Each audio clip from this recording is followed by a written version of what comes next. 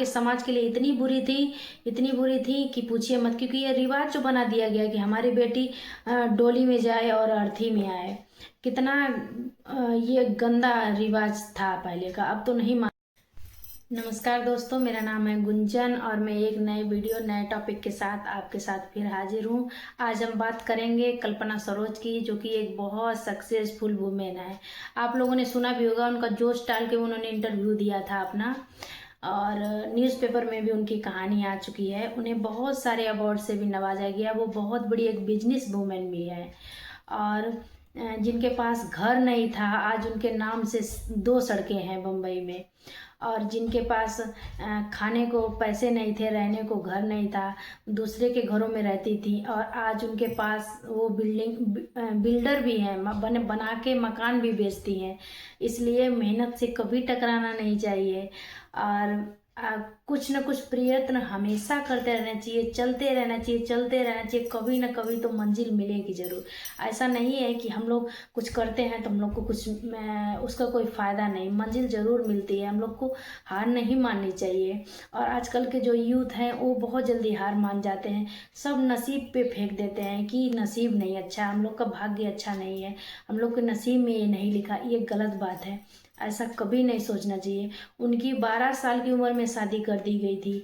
और चलिए, पहले का रिवाज था कम उम्र में शादी करना, लेकिन इसका मतलब ये तो नहीं है कि वो 12 साल की बच्ची को आप 40 साल वाला उनके साथ व्यवहार करें, उनसे उम्मीद करें कि वो 40 साल की उम्र की जैसी जिम्मेदारियां संभालें। अरे 12 साल का बच्चा ही होता है, लेकिन पहले का था, लोग कर देते थे शादी, अब नहीं करते हैं। अब तो बेटियों को अच्छे से ज्ञान भी हो गया है, पढ़ लिख रही हैं, आगे बढ़ रही हैं, लेकिन उनके साथ बहुत बुरा हुआ। उनके खुद के मामा ने उनको नहीं पढ़ने दिया, उनके साथ बहुत अन्याय हुआ। और आज वो बहुत बड़ी बिजनेस वूमेन भी हैं, बिल्डर हैं, और उनके शोरूम भी है, उनके फर्नीचर के शोरूम भी। आज उनका 200 करोड़ का टर्न ओवर है, 200 करोड़ का। जिन्होंने 60 रुपया महीने पे नौकरी की हो, और आज उनके पास 200 करोड़ का टर्न ओवर है। आप लोग समझ सकते हैं कि हम लोग अगर मेहनत करेंगे तो क्यों आगे नहीं बढ़ सकते हैं, ज़रूर आगे बढ़ सकते हैं। बस अपनी मेहनत से पीछे नहीं हटना चाहिए। 12 साल की उम्र में उनकी शादी हुई। जब वो अपनी ससुराल में गई कल्पना जी, तो उनसे बहुत अभद्र तरीके से उनसे व्यवहार किया जाता था, बहुत विचित्र तरीके से उनका परिवार था। उनने बहुत कोशिश की कि मैं अच्छे से रहूं। उनकी आदत बन गई थी कि मुझे रोज़ चाहे मैं कितना भी काम कर लूँ, मुझे रोज़ मार खाना है, रोज़ गाली सुनना है। ऐसे ही करते करते 6 महीने बीत गए। खाना भी बनाती थी तो थोड़ा सा नमक हो गया तो माँ के ऊपर से गाली देना, बाप के ऊपर से गाली देना, तेरी माँ ऐसे ही खाना बनाती थी क्या, तेरी माँ ने तुझे ऐसे ही सिखाया था। इस तरीके से भाषा का प्रयोग किया जाता था उनके साथ। यहाँ तक कि उनको अगर उनने मेकअप कर लिया, बाल झाड़ लिया, तो उस पर भी उनके घर वाले जो हैं, जेठ हैं, ससुर हैं, वो सब ऐसे बोलते थे, क्या कहीं दिखाने जाना है क्या, बाल झाड़ रही हो, तैयार हो रही हो, ये अच्छे घर की औरतें ये सब नहीं करती हैं। तो बताओ, कोई बाल ना झाड़े, अच्छे घर की औरतें बाल नहीं झाड़ती हैं, अच्छे कपड़े नहीं पहनती, ये कौन सी बात हुई? तकियानुसी बातें, बिल्कुल बकवास बातें। मुझे तो इन बातों से इतनी गुस्सा लगती है। इसी तरीके से 6 महीने उनकी शादी को बीत गए।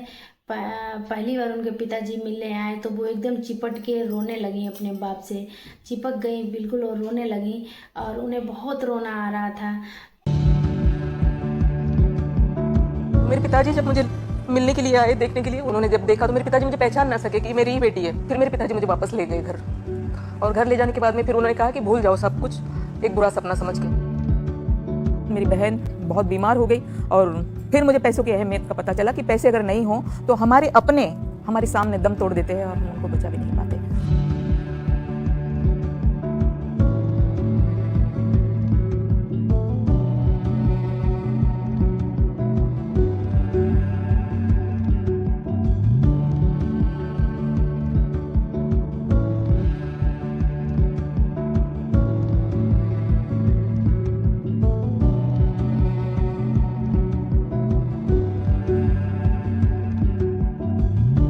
इस तरह से काफ़ी संघर्ष से मैं आगे बढ़ी हूँ और मेरे पास से डर नाम की कोई चीज़ नहीं है। मैं आप सबको भी ये कहूँगी कि डर जिसके पास में है वो आगे बढ़े। तो पिता ने पूछा कि बेटा आप इतना क्यों रो रही हो, तो उनने सब बताया कि मेरे साथ ऐसे ऐसे होता है। तो एक बाप तो बाप होता है ना, चाहे माँ हो चाहे बाप हो, वो तो अपने बच्चे को ये सब दुख में नहीं देख सकता है। तो उनके पिताजी ने तुरंत कहा कि अब मैं यहाँ पे अपनी बच्ची को 1 मिनट के लिए भी नहीं छोड़ूंगा, और वो लेके चले गए। लेकिन लेके चले गए तो ये जो सबसे बड़ी दुख भरी कहानी थी वो तो वहाँ से शुरू हो गई, जब से वो लेके चले गए। अब मायके में भी लोग जानते ना, कहानी तो यहाँ से शुरू हुई। सब लोग बेचारे उनके पिताजी को ही बुरा बोलने लगे कि एक अच्छे बाप नहीं है, बसा बसाया घर उजाड़ दिया। तो वो क्या करें, वो अपनी बच्ची को ऐसे ही छोड़ दें, ऐसे ही तड़पने के लिए छोड़ दें? वो तो अपनी हंसती खेलती बच्ची दिए थे और वो बच्ची का पूरा नक्शा ही बदल दिए वो लोग। तो कोई भी एक पिता अपनी बच्ची को ऐसे नहीं छोड़ेगा कि मेरी बच्ची ऐसे यहाँ पे परेशान हो, रोए और तड़पे। तो वो लेके चले आए। लेकिन ये समाज, और इस समाज पे इतना अफसोस भी होता है कि बताइए ये समाज कब और कैसे खुश होगा, और लोग क्यों इस समाज की परवाह करते हैं। मुझे तो यही समझ में नहीं आ रहा है, समाज की परवाह की क्यों जाती है।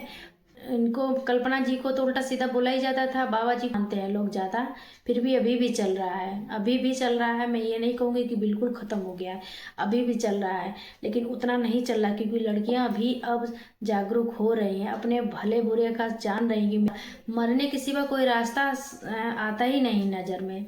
तो इनको भी नज़र में नहीं आया। ये इन्होंने क्या किया कि जहर पी लिया, जहर खा लिया, इन्होंने मरने की कोशिश की। लेकिन भगवान को तो कुछ और ही मंजूर था, ये मरी नहीं, ये बच गई। जब ये बच गई तो इन्होंने, जो पुलिस वाले थे, जो डॉक्टर थे, वो बहुत इनको डांटने लगे कि तू क्या कर रही है, लोगों को सही साबित करना चाहती है क्या कि लड़की ही गलत थी इसीलिए मर गई। तो इनकी आंखें खुली कि अरे हाँ, ये तो सही बात है, मैं मर जाऊंगी तो लोग कैसे जान पाएंगे कि मेरे साथ गलत हुआ है। मुझे जब कैसे भी करके मर जाना है तो कैसे भी करके जी क्यों नहीं जाना है। तो हम कैसे भी करके जिएंगे और जी के ये साबित करेंगे कि हम भी कुछ लायक हैं, हम भी कुछ कर सकते हैं, हम भी पराधीन नहीं हैं, हम भी अपने पैरों पे खड़े हो सकते हैं, हमें भी हम अपने दम पे भी कुछ हासिल कर सकते हैं।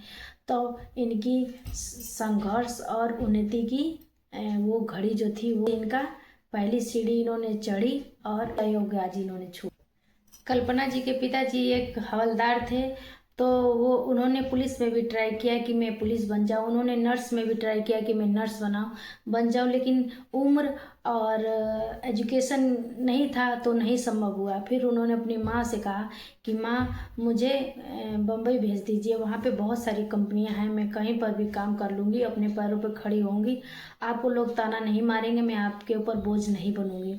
फिर उन्होंने बम्बई में एक हौजरी कंपनी में 60 रुपये महीने पे काम किया, 2 रुपये रोज से। बचपन में ही शादी कर दी गई। उम्र के 12 साल में एक ऐसी लड़की जहां से चली थी जिसके गांव में रास्ते तक नहीं थे, आज मुंबई शहर में उसके नाम से, उसकी कंपनी के नाम से 2 रोड है। जिसके पास में रहने के लिए घर नहीं था, लोगों के घर में रही हूँ, मैं गुजराती फैमिली के घर में रही हूँ, लेकिन मैं बिल्डर बन के आज मैं घर बेच रही हूँ। 2 रुपये रोज से काम किया। ये गुजराती फैमिली में वो रहती थी, गुजराती फैमिली ने उनको छत दी, वहाँ पे वो रहती थी, उन्होंने अपना वक्त गुजारा।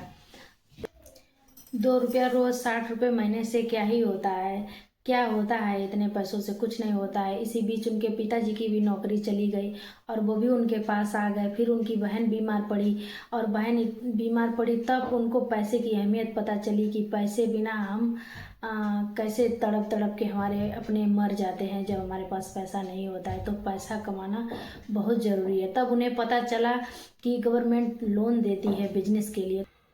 तब उन्होंने ब्यूटी पार्लर के लिए 50,000 का लोन लिया था, और जो कि आज वो लोन उन्होंने ब्यूटी पार्लर और ये क्या कहते हैं फर्नीचर का शोरूम उन्होंने 50,000 में अपना धीरे धीरे 50,000 का लोन लिया था, जिससे उन्होंने बुटीक के लिए लोन लिया था 50,000 का। उसके बाद उन्होंने बुटीक का और फर्नीचर के शोरूम का भी उसी में उन्होंने किया, दोनों चीज़ उन्होंने तैयार की, अपना बुटीक और फर्नीचर का शोरूम। इतने में फिर उनके पास उन्होंने देखा कि मेरे जैसे बहुत लड़कियां ऐसी हैं, लड़के हैं जो बेरोजगार हैं, पैसे के बिना काम नहीं कर पा रहे हैं। उन्होंने अपने बुटीक में और अपने शोरूम में उन बेसहारा लड़कियों को, बेसहारा लड़कों को काम दिया। ऐसे ही करके माउथ टू माउथ एक दूसरे में अच्छी बातें होने लगी, उनका प्रचार होने लगा। फिर उनके पास एक ऐसे ही एक बार लड़ाई झगड़ा वाला कुछ मैटर आया मकान के बारे में, तो उन्होंने उसको सॉल्व कर दिया। जब उन्होंने उस मकान का वो मैटर सॉल्व कर दिया तो तभी से वो बिल्डर बन गए। फिर उनके दिमाग में आया कि क्यों ना हम बिल्डिंग का काम करें, तब से उन्होंने बिल्डिंग का काम शुरू किया और एक बहुत अच्छी बिल्डर हैं वो, बहुत अच्छी बिजनेस वूमेन आज वो बन गई हैं। और ऐसे ही सफलता नहीं मिलती है, बहुत कुछ देखना पड़ता है, बहुत कुछ झेलना पड़ता है। तो आप लोग छोटी छोटी इसी कोशिश करके मत बैठा करिए, आप लोग आखिरी तक जाइए करिए। क्या पता हमारे जैसे एक कहावत है ना कि गुच्छे की आखिरी चाबी से भी ताला खुल सकता है। एक दो बार ट्राई करके छोड़ा मत करिए, आखिरी तक जाया करिए कि लास्ट चाबी से भी ताला खुल सकता है। तो इतनी जल्दी हार मत माना करिए। और देखिए जब वो बिल्डर बनी तो भी उन्हें बहुत मुश्किलों का सामना करना पड़ा, बहुत मुश्किलों को उनको सामना करना पड़ा। एक तो वो दलित थी, ऊपर से उन्हें कितना भी लोग कह ले, लेकिन ये जातिवाद बहुत ज़्यादा है, जातिवाद बहुत है। जात धर्म के लोग आजकल जात और धर्म ये सब बहुत कर रहे हैं लोग, बस अपना अपना। और जो ज़्यादा जातिवाद या धर्म के बारे में बोलते हैं ना, धर्म जिसे ये धर्म है वो धर्म है, तो वो इंसान कहलाने लायक मुझे नहीं लगते हैं। क्योंकि जाति धर्म के बारे में ज़्यादा नहीं सोचना चाहिए। हम सब एक भगवान के बनाए हुए हैं और भगवान ने जाति धर्म नहीं बनाए हैं। हम पैदा हुए हैं एक ही जात के हैं, एक ही धर्म के हैं और एक ही जैसे हो। ये बाद में ये धरती पे आके इंसानों ने जात धर्म जात पात ये सब बनाया है। तो प्लीज़ आप लोगों से भी हाथ जोड़ के मेरी रिक्वेस्ट है कि ये जाति धर्म के नाम पे लड़ना, एक दूसरे से भेदभाव करना छोड़ दीजिए। हम सब एक हैं। आप लोग अगर किसी भी भगवान को मानते हैं तो जैसे आप चाहे श्री राम को मानते हैं, चाहे कृष्ण को मानते हैं, चाहे किसी भी भगवान को आप मानते हैं, अगर उनके लक्ष्य उनके नक्शे कदमों पे भी अगर आप चल के देखेंगे तो भी आपको पता चलेगा कि जात धर्म और भेदभाव ये कुछ नहीं होता है। ये सिर्फ मन की भावनाएं अपने अपने हैं, अपने मन की ये भड़ास है जो हम लोग बाहर निकालते हैं, जो कि अच्छा नहीं है। ऐसे करके उन्होंने बहुत कुछ सामना किया, पुलिस प्रधान, और ऐसे उन्होंने बहुत मुश्किलों का सामना किया। फिर धीरे धीरे हजम हो उन गुमानी लोगों को कि एक औरत इतनी सक्सेस हो जाए, बिल्डर बन जाए। उसके उनके मारने तक की सुपारी लोगों ने दे दी, उनको मारने तक की सुपारी दे दी कि ये ना रहेगी और ना इसका इतना बोलबाला हो। फिर वो भी हार मानने वाली औरत नहीं थी, वो भी पुलिस प्रधान के पास गई, बम्बई के कमिश्नर के पास गई कि मुझे मारने के लिए धमकियां मिल रही हैं, मुझे चिट्ठियां मिल रही हैं। तो पुलिस वालों ने कहा कि मैं आपको सिक्योरिटी दे देता हूं। तो उन्होंने कहा मुझे सिक्योरिटी मत दीजिए, मेरे आगे पीछे एक आदमी हमेशा घूमेगा, मुझे अच्छा नहीं लगेगा। अगर मेरा भलाई आप चाहते हैं तो मुझे लाइसेंस दे दीजिए, रिवॉल्वर का लाइसेंस दीजिए। तभी से उन्होंने एक रिवॉल्वर का लाइसेंस लिया और वो रिवॉल्वर वो अपनी सुरक्षा में हमेशा रखती हैं और वो किसी से नहीं डरती हैं। एक औरत को इतनी हिम्मतवर होना चाहिए कि वो उसे किसी की ज़रूरत ना पड़े। तो उन्होंने फिर ये लिया, लाइसेंस लिया, तभी से उनके पास रिवॉल्वर हमेशा रहती। इसी तरीक़े से उनकी जर्नी शुरू हुई और बहुत अच्छी जीवन चलने लगा। फिर वो उनकी जर्नी शुरू हुई और फिर वे शुगर फैक्ट्री की भी डायरेक्टर बनी और बहुत लोगों को उन्होंने जॉब दिया और आज उनकी 200 करोड़ का टर्नओवर है। जिन्होंने 60 रुपये महीने से काम शुरू किया था, आज उनकी 200 करोड़ की टर्नओवर है। आज 200 करोड़ का उनका टर्नओवर है। और जिनके पास घर नहीं था, आज वो घर बेच रही हैं बना के। आज वो बिल्डर हैं जिनके पास अपने खुद के करके या टेम्पू लेके वो कहीं जा सकें। आज वो लग्जरी गाड़ियों में चलती हैं, एक से एक लग्जरी गाड़ी है उनके पास, घर है, सब कुछ है, पैसा है, नाम है, सब है। तो इसीलिए इतनी जल्दी हार नहीं मानना चाहिए। ज़िंदगी में कुछ हासिल करना है ना तो ऐसे ही नहीं मिलता है, बहुत कुछ करना पड़ता है, बहुत कुछ पाने के लिए, बहुत कुछ। ये कहावत कभी मत आप अपने ऊपर लागू होने देना कि बहुत कुछ खोना पड़ता है बहुत कुछ पाने के लिए। नहीं, बहुत कुछ करना पड़ता है बहुत कुछ पाने के लिए। तो बहुत कुछ करिए और आगे बढ़िए। अगर हमारी कहानी, हमारी बात आपको अच्छी लगी हो और कल्पना जी से अगर थोड़ा सा भी प्रेरणा मिली हो आपको, तो एक लाइक सब्सक्राइब जरूर करिएगा। और मिलते हैं अगले वीडियो में आपसे। और नमस्कार। अगर आपको हमारी बात, हमारी ये कहानी अच्छी लगे, ये कहानी काल्पनिक नहीं है, ये ओरिजिनल कहानी है, सच्ची कहानी है। तो अगर आपको ये कहानी अच्छी लगी हो तो प्लीज़ मेरे चैनल को सब्सक्राइब जरूर करें। मिलते हैं एक नई कहानी, प्रेरणादायक कहानी के साथ फिर एक नए वीडियो में। थैंक यू, धन्यवाद।